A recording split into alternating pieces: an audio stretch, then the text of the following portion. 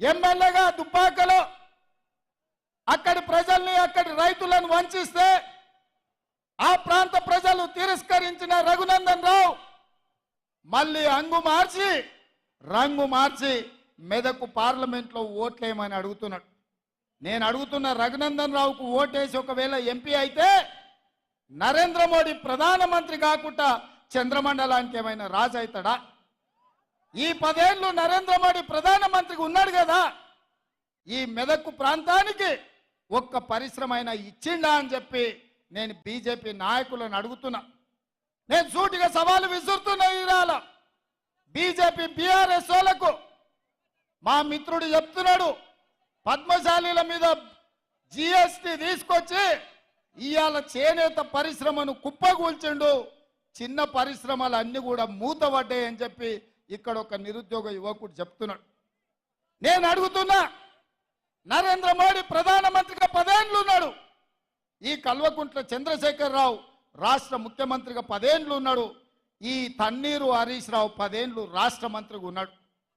10 ఏళ్ళు అధికారం వెలగబెట్టిన వీళ్ళు ఈ మెదకు పార్లమెంటు నియోజకవర్గంలో తెచ్చిన పరిశ్రమలన్నీ, ఇచ్చిన ఉద్యోగాలెన్నో లెక్క చెప్పిన తర్వాత మీరు ఓట్లు అడగాలని చెప్పి నేను సవాలు విసురుతున్నా. అందుకే మిత్రులారా, వారిని చూసిండ్రు వీరిని చూసిండ్రు, జెండా మార్చినా ఎజెండాలు మార్చినా వీళ్ళిద్దరూ తోడు దొంగలే గూడు పుటానే.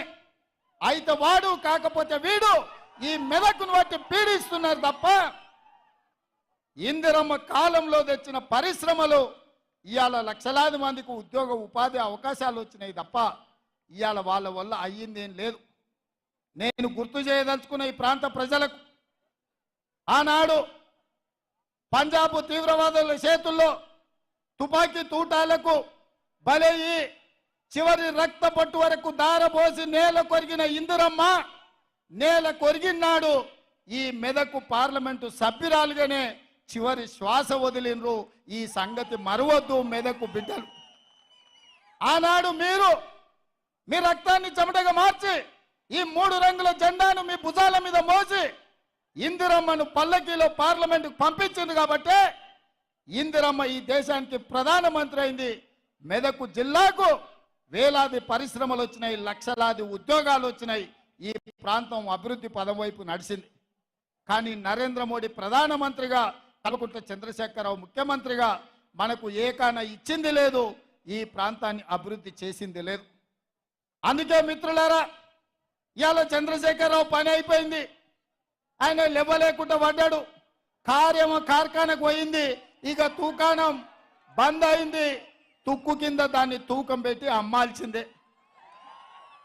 ఇవాళ గజ్వేల్ ఫామ్ హౌస్ ముందర ఒక పిల్లగాడు తిరుగుతున్నాడు, నేను చూసిన. వాడు ఒకటే స్లోగన్ ఎత్తుకున్నాడు, పాత సామాన్లు కొంటామని. నేను ఎవరినో పంపించి అడిగిన, ఏంద్రవాడ అన్నే తిరుగుతున్నా అంటే, కారు షెడ్డుకు పోయింది కదా, ఖరాబ్ అయింది కదా, ఇక తూకం కింద పాత సామాన్ల కింద ఆ కారు కొనుక్కుంటే ఆ గిల్లల పయ్యలు పిల్లలు ఆడుకోనికి వనుకొస్తాయని అంటున్నాడు. అందుకే ఇవాళ కేసీఆర్ నౌకరు పోయి నడుము ఇరిగి పార్టీ ఓడి ఏం చెప్పాలో తెలియక పిట్టల ద్వారా ఇంట్లో కూర్చొని పిలిపించుకొని భజన సంఘం ముందల ఇవాళ కాంగ్రెస్ పార్టీ అయిపోయింది అంటుండు. ఎట్లా అయిపోతుంది బిడ్డ? అది ఉన్న ఫుల్ పార్టీలా పోయంగానే 12 పెగ్గులు పోగానే కాంగ్రెస్ ఖాళీ అవుతుంది, 20 మంది టచ్లు అంటుండు. ఎట్లయితుంది? అది ఏమన్నా 2 లీటర్ల ఫుల్ బాటిల్ అనుకుంటున్నా, 20 పెగ్గులు వేస్తే ఖాళీ కానికే. ఈడ కాపలా ఉన్నదేవాడు బిడ్డ, ఎవడో తెలుసా? ఈడ వస్తావా? రా బిడ్డ, టచ్ చేసి చూడు. హైటెన్షన్ వైరికిన కాకి తగులితే ఎట్లయితుందో కాంగ్రెస్ మీద చెయ్యి పెడితే మాడి మసైపోతావు బిడ్డ. నీ తాతలు ముత్తాతలు గుర్తు రావాలి కాంగ్రెస్ టచ్ చేస్తే. నువ్వు అనుకుంటున్నావేమో నేను జైపాల్ రెడ్డి జానారెడ్డిని కాదు బిడ్డ, మర్యాదగా ఉండనికే బట్టలు పదించి రోడ్డు మీద ఉరికించి కొట్టిస్తా బిడ్డ మా కాంగ్రెస్ పార్టీ కార్యకర్తలతోటి. ప్రజలు ఎన్నుకున్న ప్రభుత్వం, ప్రజా తీర్పిచ్చిన ప్రభుత్వం, ప్రజల మన్నన పొందిన ప్రభుత్వం 100 రోజుల్లో 6 గ్యారెంటీలలో 5 గ్యారెంటీలు అమలు చేసిన ప్రభుత్వం. మా ప్రభుత్వాన్ని పడగొడతారా నువ్వు మోడీ కలిసి? నువ్వు మోడీ చీకట్లో మాట్లాడుకుంటే అయిపోయింది అనుకుంటున్నావా? రా బిడ్డ రా, మోడీ